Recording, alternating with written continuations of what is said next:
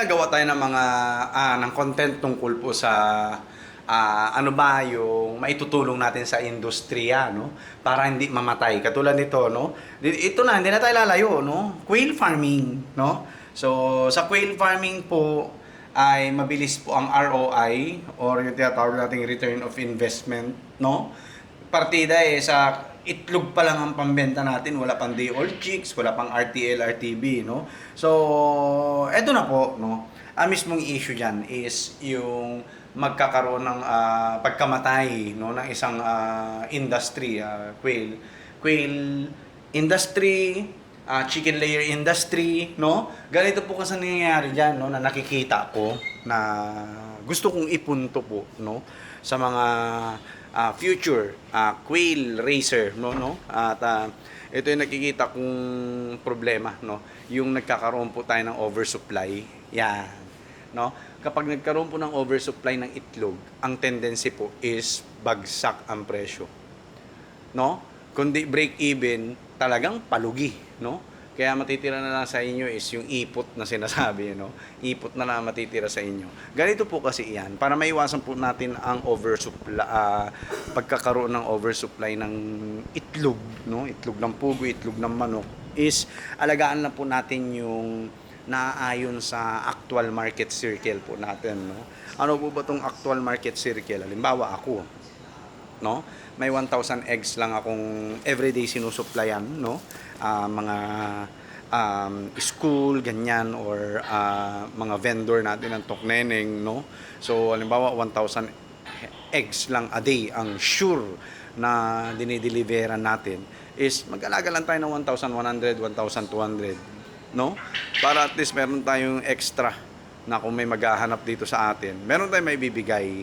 Pero kung ang aalagaan po natin is 5,000, 10,000, no? Tapos ang actual market lang natin is 1,000, 2,000 itlog kada araw. Saan mapupunta yung matitira, no? Diyan na po papasok yung pagkakaroon ng oversupply ng itlog, no? Which is napakahirap po, no? Sa karamihan kasi ng mga pumapasok sa industry ng livestock farming, syempre porkit may pera, marami na agad yung alagaan nila. Parang gusto nilang kunin lahat ng market doon sa area, no? Which is mahirap naman po yung ganun, no? Mahirap yung ganun. Kasi kawawa naman yung iba na nag-aalaga din ng pugo, no? Na gusto ring kumita, no? Talagang kawawa po. Dito tayo sa harapan nila, ayan, para makita ninyo sila, no? So nakakahawa po yung ganun, no? Yung mga maliliit na quail racer katulad po natin. So mas maganda po na mag-alaga lang ng naaayon sa actual market circle po, no? Katulad ko, halimbawa 1,000 eggs a day lang ang aking delivery, 1,200, 1,300 pwede, no? Para at least meron ka natitirang itlog na 200 to 300 kung sakaling may order na mag-walk-in sa'yo, may maibibigay ka, no? Pero sasabihin natin na sobra-sobrang inaalagaan natin, tapos ang dami natitira, no? So mahirap po 'yun, mahirap. Ito may nakalabas, oh. Mahirap po, no? Ang kalalabas, oh. Mahirap po 'yung ganon. Kaya kung papasukin po natin ito, make sure na alam po natin yung ganon, no, na diskarte, no? Kasi mahirap po maiipunan tayo ng itlog, no? Tapos hindi na natin alam kung paano ibebenta. Ang tendency, bagsak presyo ang gagawin mo. Ibabagsak mo na yung presyo nun. Matik po yun. Yun ang kasunod nun, no? Yun ang kasunod nun. Kaya, yun, mauunti-unti tayo, men. Diba? Mauunti-unting babagsak yung presyo doon sa area hanggang sa babagsak ang industry po natin within that span ng panahon po. Kaya para maiwasan po natin yun, sabi ko nga, no, mag-alaga lang na naaayon sa actual market circle po natin, no? Kung 500 lang, mag-alaga kang 600, 700.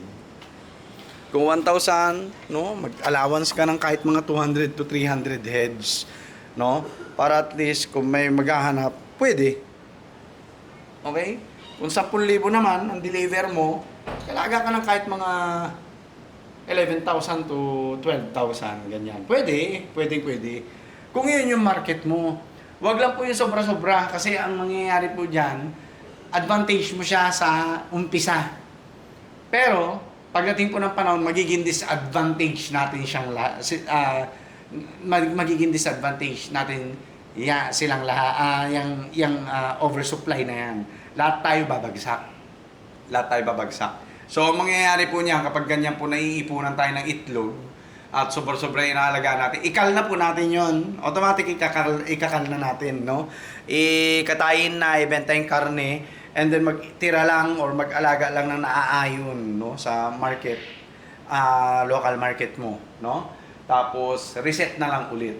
Dapat ganun po yung ginagawa ng karamihan, no? Kasi ang dami ko napapanood sa Facebook at saka YouTube. Siyempre, member naman tayo ng mga quail breeder group, no? Quail racer group na sa FB, pati sa YouTube po, no? Sa YouTube po ay ang dami ko po nakikita talagang bagsak na bagsak yung presyo ng quail eggs sa lugar po nila dahil sa sobrang dami na nag-aalaga at dahil sa sobra-sobra yung inaalagaan. Okay lang po na marami kayong racer.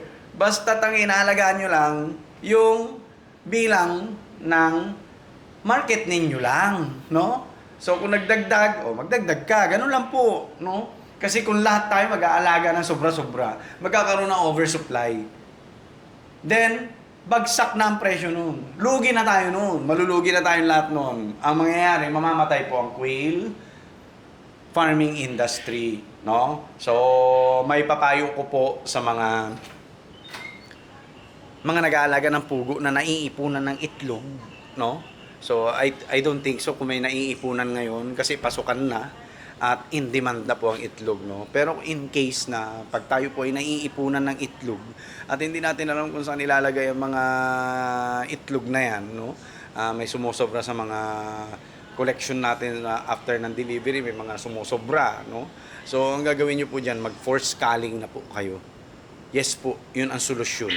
Para hindi na magkaroon ng oversupply, no? Mag-force culling na kayo, magtira lang kayo ng actual market circle po ninyo. And then sa susunod na taon, ganun lang ulit, no? Kung ilan lang yung market natin, yun lang ang alagaan natin para hindi tayo maapektuhan lahat. Kasi, sabi ko nga, pag nagkaroon ng oversupply, babagsak ang presyo. Kulang na lang ipamigay. Ang itlog na pugo, yes po, no? Kaya yung mga sugapa at garapal po dyan, na mga racer po natin, no? Na kahit anong alaga, no? Manok, mga layers, chicken layers, quail layers, no? Isip-isipin nyo po. Tayong lahat din yung maaapektuhan pag nagkaroon ng oversupply. Kaya alagaan lang ang dapat alagaan na bilang ng ating mga layers. Alright, so yun lang po. God bless po sa ating lahat. Peace. Yan, oh. Dami order natin sa Monday.